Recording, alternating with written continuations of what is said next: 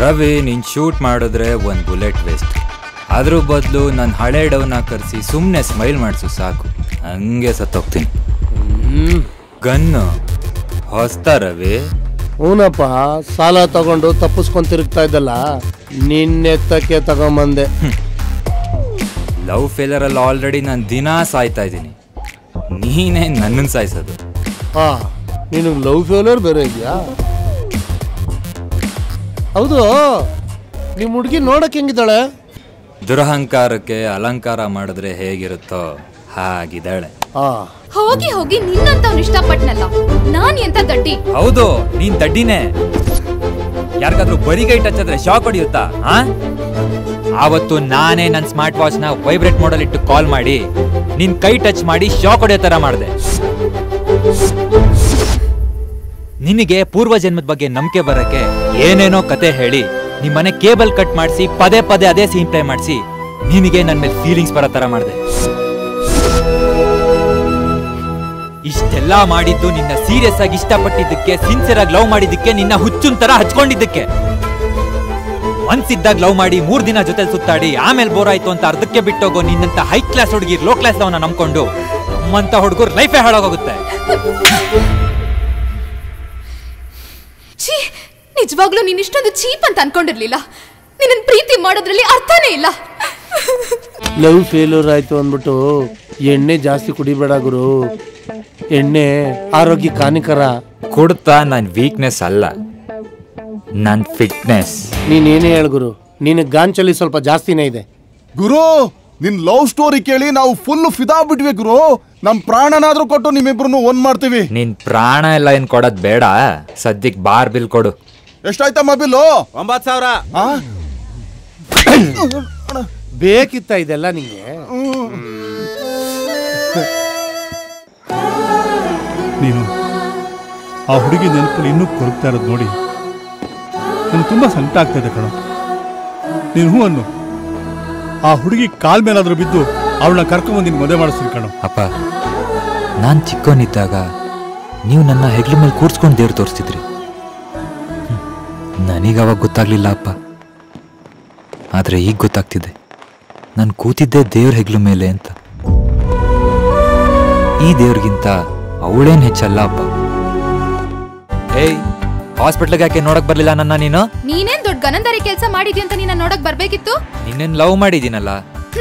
ನಿನಗ್ love failure ಆಗಿ ವಿಷ ಕೊಡ್ತಿದ್ಯ ಅಂತ ಜನರೆಲ್ಲ ಎಷ್ಟು ಕೆಟ್ಟದಾಗ ಮಾತಾಡ್ಕೋತಿದ್ರೆ ಗೊತ್ತಾ? ಸರಿ, ನನ್ನ ಇಮೇಜ್ ಡ್ಯಾಮೇಜ್ ಆಗಿದೆ, ನಾ ಪ್ಲಾಸ್ಟರ್ ಹಾಕೋತೀನಿ. ನಿನ್ನ ಇಮೇಜ್ ಚೆನ್ನಾಗಿದೆ ಅಂತ ನೀ ಏನ್ ಪೋಸ್ಟರ್ ಹಾಕೋತ್ಯಾ? ನಿನ್ ಹತ್ರ ಮಾತಾಡಕ್ಕೆ ಅಸಹ್ಯ ಆಗುತ್ತೆ. ಅತ್ಯಾಕೆ ಇಲ್ಲೇ ನಿಂತಿದ್ಯಾ? ಹೋಗ್ತಾ ಇರೋ. ಛೀ, ಇಡಿಯಟ್. ಹೋಗಲಿ. ಇವನ್ ಲೈಫಲ್ಲಿ ಬದಲಾಗಲ್ಲ.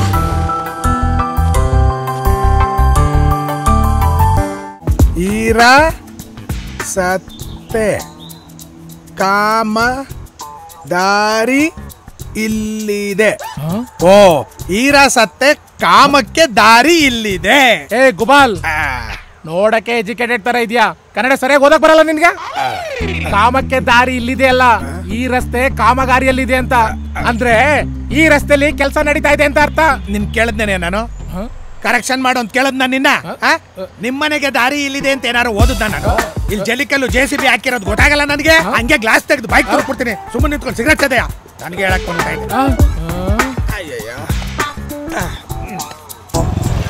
ಸರ್, ಡ್ರಾಪ್ ಕೊಡ್ಲಾ ಸರ್? ನಿನ್ ಕಾರ್ದಿಂದ ನಾನು ಡ್ರಾಪ್ ಕೊಡು ಅಂತ ನಿಂತಿದ್ರಲ್ಲ ಸರ್. ಯಾರು ನಿಂತಿದ್ರು ಡ್ರಾಪ್ ಕೊಟ್ಬಿಡ್ತೀಯಾ?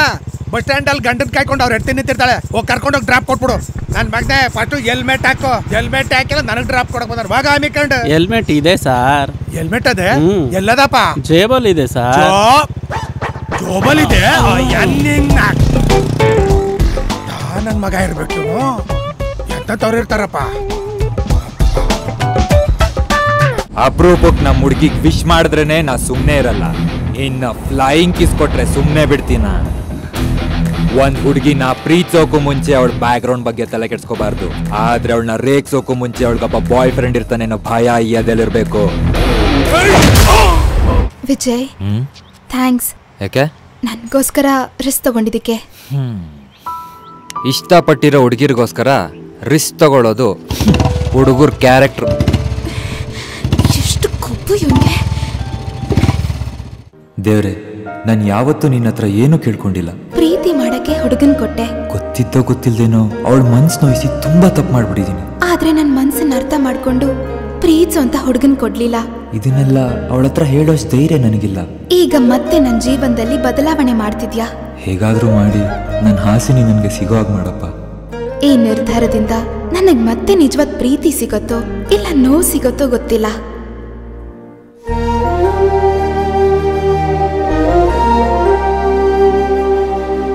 ವಿಜಯ್, ಏನು? ಒಂದ್ ನಿಮಿಷ. ಏನಿದು? ತೆಗೆದ್ ನೋಡು, ನನ್ ಮದ್ವೆ ಇನ್ವಿಟೇಷನ್. ಮಿಸ್ ಮಾಡ್ದೆ ಬಾ. ನಿನಗೆ ಫಸ್ಟ್ ಕೊಡ್ತಾ ಇರೋದು. ಕಂಗ್ರ್ಯಾಚುಲೇಷನ್ಸ್. Happy married life. ಲೇ ವಿಜಯ್, ಎಲ್ಲ ಇದೆಯಾ ನೀನು? ಎಲ್ಲ ಮುಗ್ದೋಯ್ತು ಕಣ. ನಿಮ್ಮಮ್ಮ ಎಷ್ಟು ಗಾಬರಿ ಆಗಿದಾರ ಗೊತ್ತಾ? ಎಲ್ಲಪ್ಪ ಇದೆಯಾ? ಹಾಸಿನಿ ಅವಳು ಮದುವೆ ಇನ್ವಿಟೇಷನ್ ಕೊಟ್ಟೋದ್ಲು. ಅವಳು ಬೇರೆಯವ್ರನ್ನ ಮದುವೆ ಆಗ್ತಿದ್ದಳು. ಅವಳ ವಿಷಯ ಬಿಡೋ, ನೀನ್ ಎಲ್ಲಿದ್ದೀಯೋ? ಅವಳನ್ನ ಅರ್ಥನೇ ಮಾಡ್ಕೊಳ್ದೆ, ಯೋಚನೆನೂ ಮಾಡ್ದೆ, ತಾಳ್ಮೆನೆ ಇಲ್ದೆ ಅವಳ ಮನ್ಸಿಗೆ ತುಂಬಾ ನೋವು ಮಾಡ್ಬಿಟ್ಟೆ ಕಣ. ಅವಳನ್ ಬಿಟ್ಟು ನನ್ನ ಕೈಲಿ ಬದುಕಕ್ ಆಗ್ತಿಲ್ಲ ಕಣ. ಅವಳನ್ನ ಹೆಂಗಾದ್ರೂ ಮಾಡಿ ವಾಪಸ್ ನನ್ನ ಜೀವನಕ್ಕೆ ಹೇಗ್ ಕರ್ಕೊಳ್ಳೋದು ಗೊತ್ತಾಗ್ತಿಲ್ಲ ಕಣ. ಅವಳನ್ನ ಅರ್ಥನೇ ಮಾಡ್ಕೊಳ್ಳಿಲ್ಲ ಕಣ ನಾನು. ವಿಜಯ್, ಈಗ ನೀನ್ ಎಲ್ಲಿದ್ಯಾ ಹೇಳೋ? ಹಲೋ